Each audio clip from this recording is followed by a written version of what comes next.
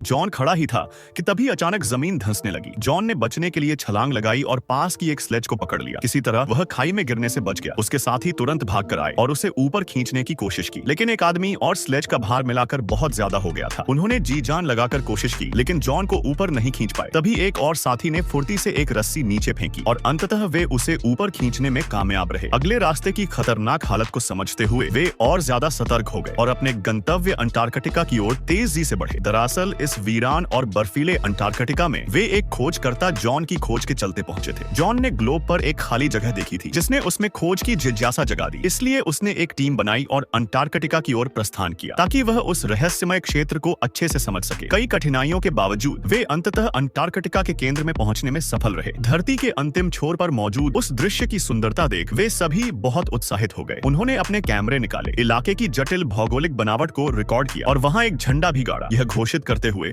कि वे सबसे पहले यहां पहुंचे हैं। मुख्यालय लौटकर रिपोर्ट देने के बाद जॉन ने अगली यात्रा उत्तरी ध्रुव नॉर्थ पोल की योजना बनाई, मगर उसे क्या पता था कि यह अभियान उसकी जिंदगी की सबसे खतरनाक यात्रा बन जाएगा। उत्तरी ध्रुव की गहराई तक खोज करने के लिए जॉन ने भारी लागत में एक स्टील की स्टीम शिप बनवाई। सभी तैयारियों के बाद वह अपनी टीम के साथ बर्फीली दुनिया की ओर रवाना हो गया, लेकिन उसकी जल्दबाजी और लापरवाही हर किसी की किस्मत बदलने वाली थी। जब जहाज आर्कटिक के किनारे पहुंचा तो उसका ढांचा बर्फ में फंस गया और वह वहीं अटक गया। अब उनके पास भोजन की कमी थी और सबके भूख से मरने की आशंका थी। चारों ओर समुद्र बर्फ से ढका हुआ था। चाहे वे रास्ता बना भी लेते तो भी जहाज को निकलने में लंबा समय लगता। इसी बीच एक भूखा ध्रुवीय भालू अचानक उनके टेंट में घुस गया। जॉन डर से कांप उठा। उसने पूरी ताकत से जहाज पर मौजूद अपने साथियों को बुलाया, लेकिन तब तक वह विशाल जानवर उस पर झपट पड़ा। शुक्र है कि ऐन वक्त पर उसके साथियों ने गोली चला दी, जिससे भालू डर के मारे भाग गया।